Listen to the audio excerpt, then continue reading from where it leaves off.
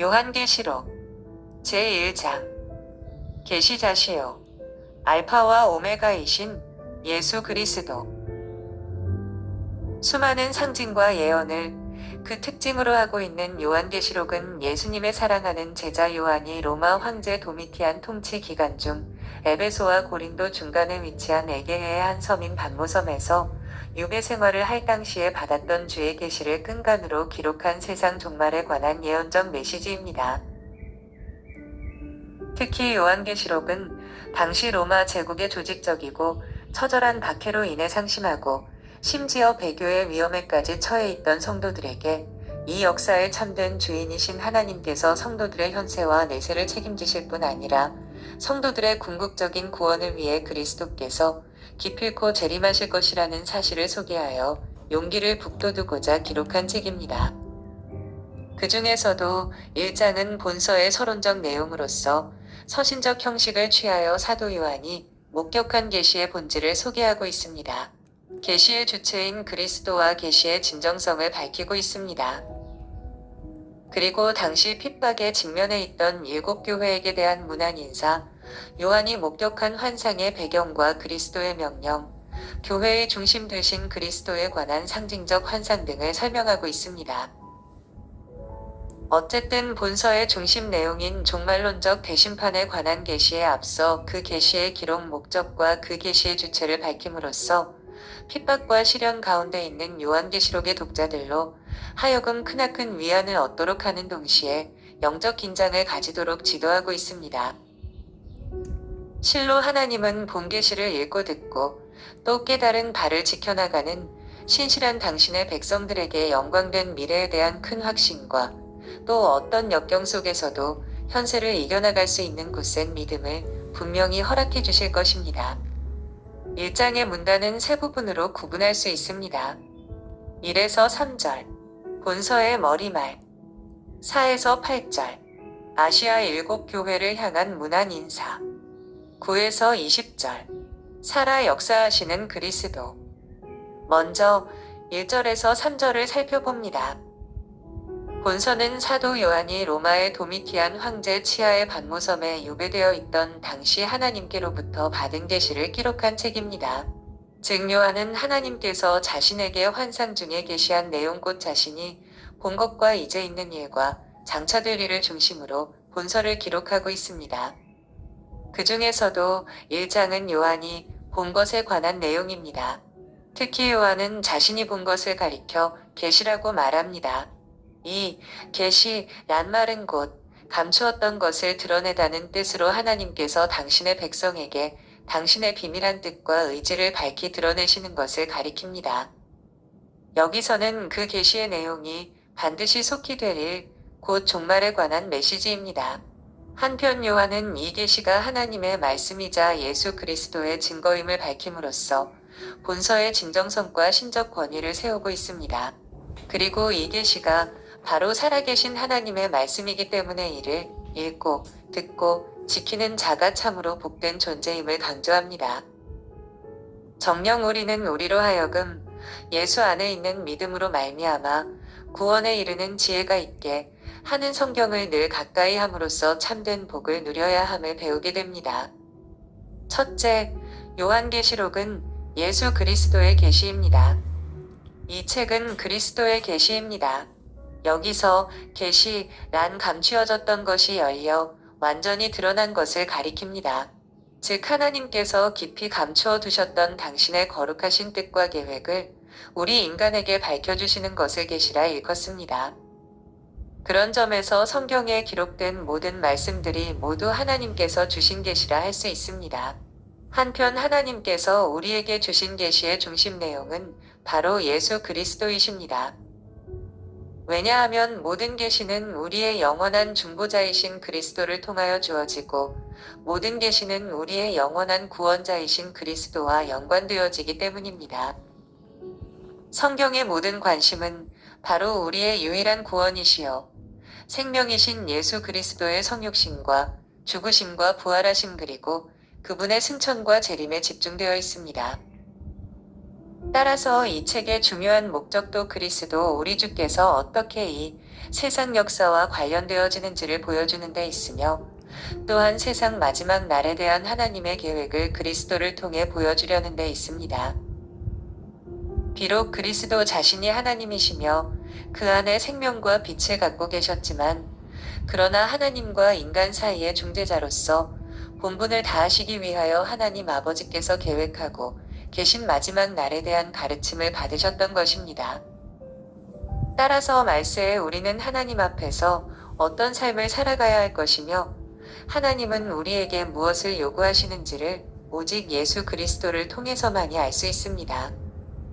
계시록에 기록된 마지막 날의 사건도 그리스도를 통해 주어졌으므로 그리스도 없이는 해석이 불가능합니다. 사도 요한은 이러한 사실을 너무도 잘 알고 있었기에 본서 초두의 단호한 어조로 예수 그리스도의 계시라고 단정하고 있는 것입니다. 실로 본서의 모든 메시지는 하나님의 살아있는 메시지로서 그 아들 예수 그리스도로 말미암아 증거되었고, 또 그리스도의 은혜로 사도 요한에게 보여진 것입니다. 둘째, 반드시 속히 이뤄질 예언입니다. 이 책의 주제는 모든 일이 반드시 일어나며 속히 이루어짐을 보여주는 데 있습니다. 다시 말하면 그리스도 예수의 재림과 그 전후에 일어나게 될 모든 사건에 관한 계시가 반드시 그리고 속히 이루어질 것을 보이는 데 있습니다. 특히 여기서 반드시라 함은 이 계시된 예언이 필연적으로 성취될 것을 강조해주고 있습니다. 정녕 하나님은 인생이 아니시기에 시건치 않으시고 그 말씀하신 바를 반드시 이루고야 마실 것입니다.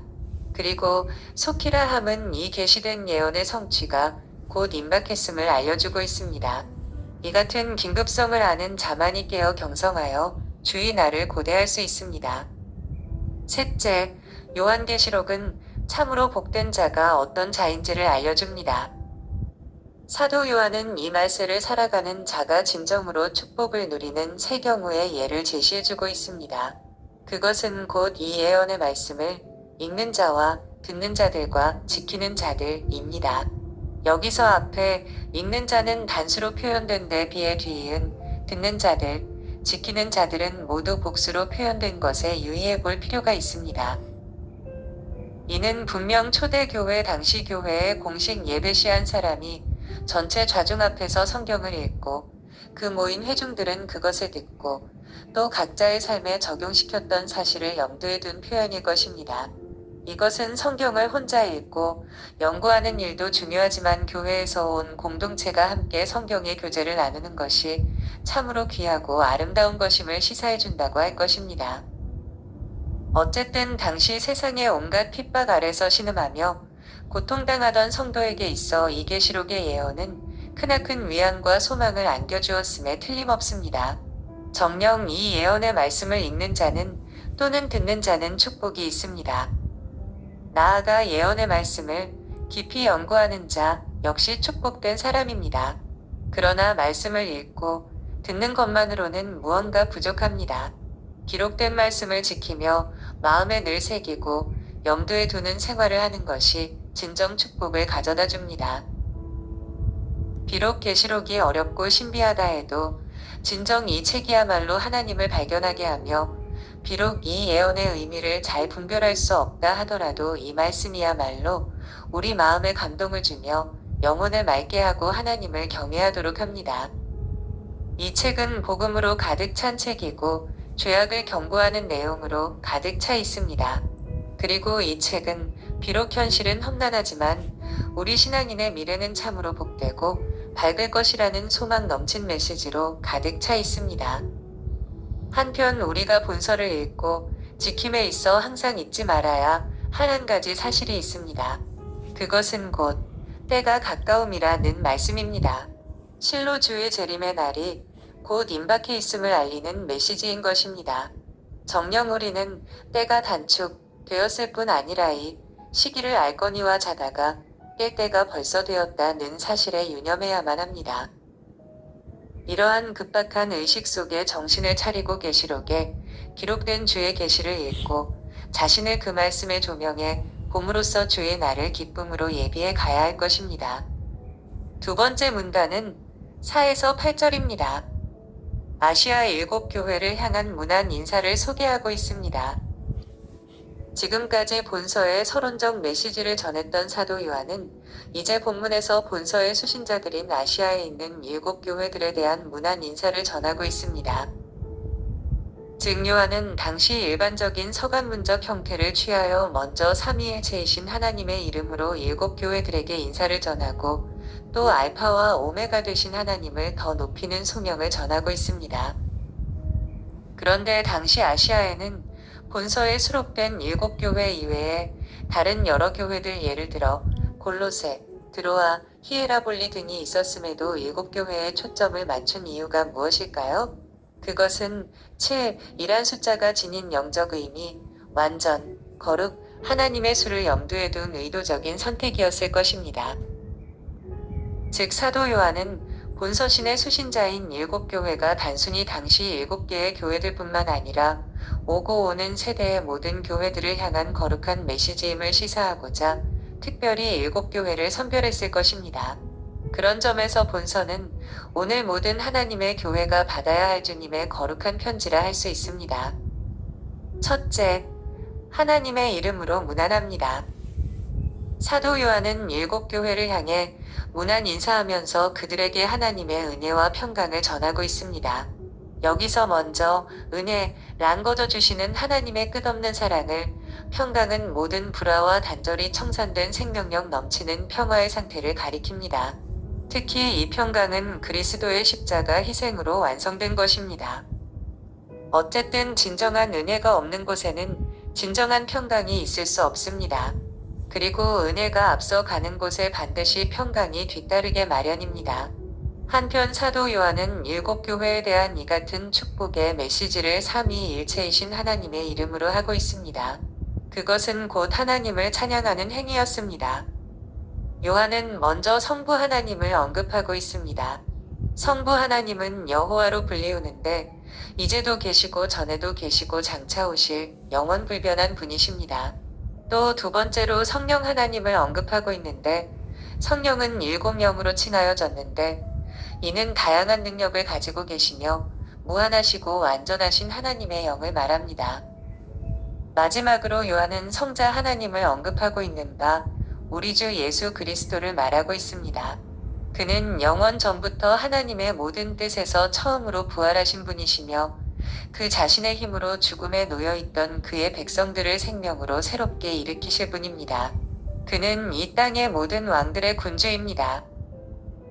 사실 이 땅의 모든 권력들은 그리스도에 의해 그 권위를 부여받고 그리스도에 의해 권세가 제한받을 뿐 아니라 그들은 모든 것에 있어서 그리스도께 책임을 져야 하며 심판을 받아야 합니다. 이에 비해 그리스도는 자기 백성에게 있어 은혜로우신 구원자이시오 영원히 불변하는 친구이십니다. 사실 모든 인류는 원래 그 죄와 허물로 죽어있던 존재였습니다. 그만큼 인간의 죄악은 그 영혼에 대해 치명적인 상처와 타락의 오점을 남깁니다. 이 오점은 그리스도의 피에 의하지 않고서는 달리 지울 수 있는 방법이 없습니다. 그리스도는 이 오점을 가지고 있던 인간들에게 당신의 보혈을 흘리신 것입니다. 그리하여 우리를 그 죄악에서 해방시키시고 새 생명을 얻게 하셨습니다. 어디 그뿐인가요?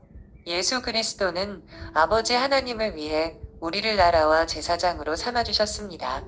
여기서 나라란 그리스도 재림시에 그리스도와 더불어 왕노릇하게 될 영광스런 신앙의 무리들을 일컫습니다. 이처럼 왕됨 믿는 자들은 세상을 정복하고 죄를 극복하며 나아가 자신의 영을 다스리고 사단을 정복하며 기도하는 가운데 능력을 얻고 끝날에는 주와 함께 세상을 심판하게 됩니다. 또한 그리스도는 믿는 자들로 하나님께 나아갈 수 있게 하셨으며 영적 제물을 바치고 속죄의 기도를 드릴 수 있도록 제사장으로 삼아주신 것입니다. 따라서 믿는 자들은 영원토록 그들의 능력과 지혜를 다하여 모든 영광을 그리스도께로 돌려야 할 것입니다. 둘째로 영광의 찬송을 드리고 있습니다. 한편 예수 그리스도는 당신의 재림시, 옛날 초림시에 보이셨던 소박함과 초라함에는 비교될 수 없는 참으로 영광스럽고도 공개적이며 위엄찬란한 모습으로 이 땅에 임하실 것입니다. 그런데 주께서 재림하시는 그날 이 지상에서는 상반된 두 분류의 사람들이 있게 될 것입니다. 왜냐하면 이 세상의 심판주로 임하실 주님의 심판 행위에는 양면적 성격이 내포되어 있기 때문입니다. 즉, 주께서는 당신을 대적하는 자들에게는 심판과 형벌을, 당신을 사모하는 자들에게는 위로와 상급을 각각 허락하실 것입니다. 따라서 주님이 재림하시는 그 날에 주를 믿는 자들은 한결같이 행복과 감격을 맛보게 될 것이며 대적자들은 불행과 멸망을 맛보게 될 것입니다. 진정 이러한 주님의 심판은 조금도 숨김없이 모든 사람들이 직접 목격하게 될 것인데 곧 각인의 눈이 그를 보겠고 특별히 그를 찌른 자들, 곧 좁게는 예수를 못 받고 그 허리에 창으로 찌른 자들, 넓게는 예수와 그 교회를 핍박한 모든 자들이 예수의 영광스런 재림을 목도하게 될 것입니다. 그때 그 찌른 자들은 주님의 극렬한 진노의 심판으로 인해 극한 두려움에 휩싸일 것이고 또 처절한 후회, 곧 참회가 아닌 단순한 감정상의 탄식으로 인해 애통하게 될 것입니다. 하나님은 당신의 거룩한 성호를 우리에게 다음과 같이 계시해 주셨다. 나는 알파와 오메가라 이제도 있고 전에도 있었고 장차 올 자요 전능한 자라. 실로 하나님은 헬라어 알파벳의 제일 첫 글자 알파와 맨 끝 글자 오메가가 되시는 분이십니다. 즉 그분은 처음이시며 마지막이십니다. 모든 만물은 그로부터 왔으며 그를 위해 존재하며 모든 결말은 그분 안에서 이루어질 것입니다. 그는 전능하신 분이십니다. 따라서 모든 만물을 당신의 권위와 능력 아래 두십니다. 그리고 영원히 동일하시며 불변하신 분이십니다. 진실로 그분은 영원 자존하신 분으로서 모든 만물과 온 인류를 조성하셨고 지탱해 오셨으며 또 마지막 운명을 친히 주관하고 계십니다. 따라서 우리는 그에게 순종하고 그를 영접하며 우리의 구세주로서 믿고 영접해야 합니다. 정령 심판의 날은 기필코 오고야 말 것입니다. 세 번째 문단은 9에서 20절입니다. 살아 역사하시는 그리스도를 설명하고 있습니다. 지금까지 아시아에 있는 7교회들에게 문안 인사를 전하며 하나님께 거룩하고 장엄한 송영을 드렸던 사도 요한은 이제 앞에 7교회들에게 각각의 메시지를 전하기에 앞서 그 서론격으로 살아계셔서 역사하시며 마침내 재림하실 그리스도 예수를 소개하게 됩니다. 이를 요약하면 사도 요한이 받모섬에 유배되었을 당시에 얻은 계시에 관해 먼저 소개하고 뒤이어 교회의 설립자요 보호자 되신 그리스도의 모습을 상징적으로 표현하며 끝으로 본서의 기록 동기를 소개합니다. 정녕 우리의 주님이신 그리스도께서 지금 살아 역사하시며 우리를 보호하고 계신다는 사실만큼 우리를 든든하게 해주는 일이 또 어디 있을까요? 이처럼 우리가 그리스도를 정확히 올바로 알 때 우리의 신앙과 삶은 참으로 역동적이 될 것입니다. 그런 점에서 신앙의 제1보는 신앙하는 주님을 명확히 아는 일로부터 시작해야 하는 것입니다. 첫째, 요한이 계시받을 때의 상황을 말해줍니다. 사도 바울은 에베소에서 조금 떨어진 작은 섬 반모에서 계시를 받았습니다. 그곳은 그가 로마 황제 도미티안에 의해 유배된 형장이었습니다. 그는 비록 몸은 갇혀 있었으나 그 마음은 자신이 예수 그리스도의 증인으로서 즉 임마누엘이시며 구세주 되시는 그리스도를 증거하다가 고난 당한다는 사실에서 크게 위안받고 있었습니다. 하나님의 성령이 이러한 핍박받는 사도 위에 머물러 계시며 그의 삶을 지켜봐주고 계셨던 것입니다. 요한이 계시를 받았던 날과 시간은 주의날 즉 그리스도의 부활을 기념하는 일주일의 첫날인 일요일이었습니다. 이 주일은 구약의 안식일을 승화 발전시킨 신약시대의 새로운 성일입니다. 사도들은 이 날을 지키기를 주저하지 않았습니다. 그리스도의 십자가 부활의 은총으로 인해 그리스도를 주님이라 부르는 모든 무리들은 그의 부활의 날, 곧 주일에 그를 경배함이 마땅합니다. 어쨌든 주일날 사도 요한이 성령의 계시를 받았던 이 사건은 이후 모든 주의 백성들이 성스러운 이 날을 어떻게 지켜야 하는지를 보여주고 있습니다. 주의 날은 완전히 주님에게 바쳐져야 하며 그날은 어느 시간도 육체를 위해서 세상 방법으로 혹은 즐거움으로 써서는 안 됩니다. 사도 요한은 그날 성령의 성스러우시며 자비로우신 영향으로 초이성적이고 초자연적인 영적 상태에 있었습니다. 즉 성령 안에 거하고 있었습니다. 마찬가지로 주의 날에 하나님과 영적 교제를 추구하려는 사람들도 그들의 생각이 육적인 것에서부터 멀리하도록 노력해야만 합니다. 정령 하나님의 영의 인도함을 받는 자가 바로 하나님의 아들인 것입니다. 만일 믿는 자들이 세상의 향락과 세상적인 교제를 벗어나서 자발적으로 주의 날을 지킨다면 그들은 분명 성령에 감동되고 하늘의 신비한 행복을 느낄 수 있을 것입니다. 주의 음성을 들으며 사랑하는 구주의 영광을 숙고함으로써 마침내 얻어지는 신령한 행복, 그리고 구주 예수의 은혜롭고도 확실해 찬 말씀과 탁월한 사랑의 훈기를 맛보는 것만큼 성도를 평화롭고 강건하게 해주는 것이 어디 있을까요? 정녕 이러한 신령한 행복감은 어떠한 세상의 제한이나 환경적 방해라 할지라도 변경시키거나 빼앗을 수는 없는 것입니다. 두 번째, 그리스도의 영광스런 모습을 보여줍니다. 사도 요한은 드디어 교회에 대한 주님의 음성을 듣습니다. 교회는 그리스도와 그의 복음에 의해 빛을 받아들이고 그 빛을 세상에 비추어주는 사명을 맡았습니다. 그런 점에서 교회는 금 촛대인 것입니다. 특별히 여기서 금 촛대라 한 것은 교회가 세상의 다른 것들과는 분명히 구별되어 귀중하며 순전해야만 한다는 사실을 일깨워준다고 할 것입니다. 실로 이러한 사실은 목사들뿐만 아니라 교회의 모든 성도들에게도 그대로 적용되어야만 합니다.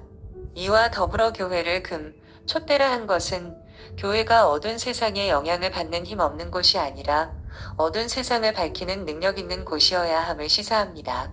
더욱이 교회는 어떤 경우에서든 하나님께 영광을 돌리도록 빛을 비추어야 합니다. 사도 요한은 금 촛대 사이를 거니시는 주 예수 그리스도의 모습을 보았습니다.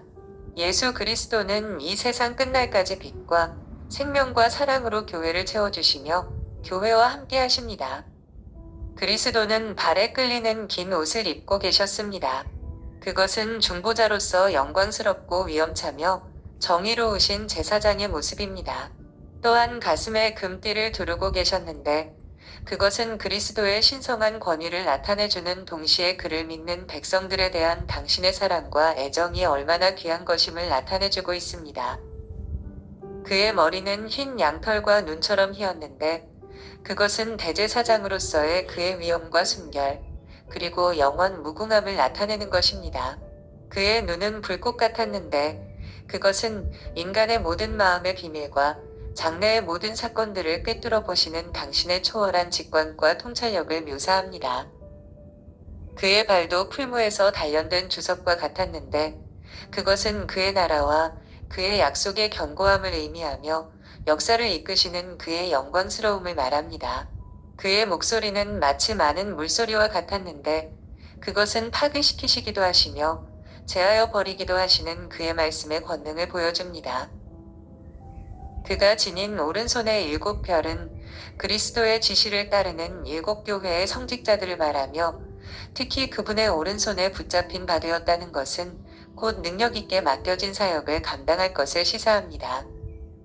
그의 입에서 나오는 검은 그리스도의 의로우심을 가리키며 혼과 영혼을 쪼개어 갈라놓은 그의 말씀을 의미합니다.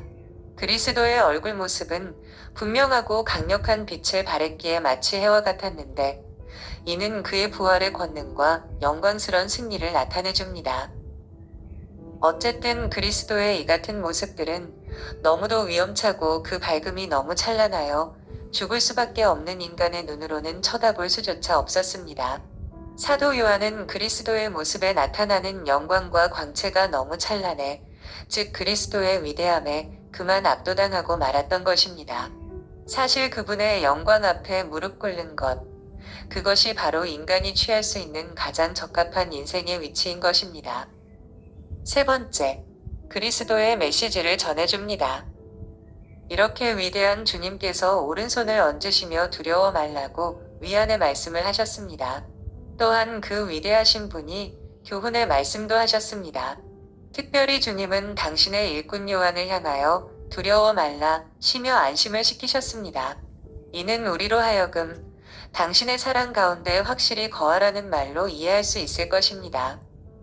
한편 그리스도는 당신의 신성에 대해 처음이요 나중이라고 하셨습니다. 다시 말하면 당신은 영원 자존자시요 이 세상 모든 만물의 생사와 복을 주관하시는 분이심을 나타내신 것입니다.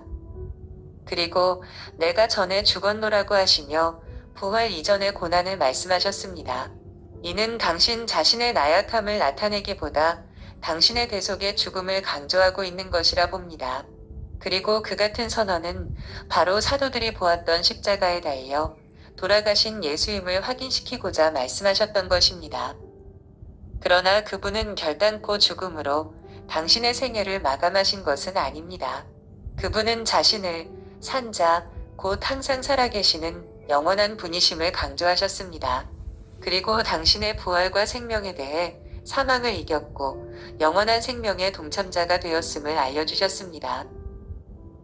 특히 그리스도는 부활 승리하심으로써 더 이상 사망과 음부의 권세 아래 있지 않고 오히려 사망의 지배 아래 있는 심령들을 당신의 부활 능력으로써 사망에서 구원해 내실 수 있게 되셨습니다. 실로 그리스도는 당신의 직무와 권위에 대해 모든 자의 심판자이시며 사망과 음부와 같은 불가시적 세계의 주권적 소유자이심을 밝혔습니다. 이제 우리 모두 그리스도의 음성을 듣고 깨달으며 우리 죄악으로 인해 그가 대신 죽었던 그 사랑을 힘입어 살아가도록 해야 합니다. 그리고 그분이 주신 부활 생명을 더 싣고 천국을 소망하며 살아가야 합니다. 그 다음에 그분의 뜻에 순종하고 또 우리의 모든 일을 올바르게 지도하시는 그분에게 우리의 전체를 맡기도록 해야 하겠습니다. 감사합니다.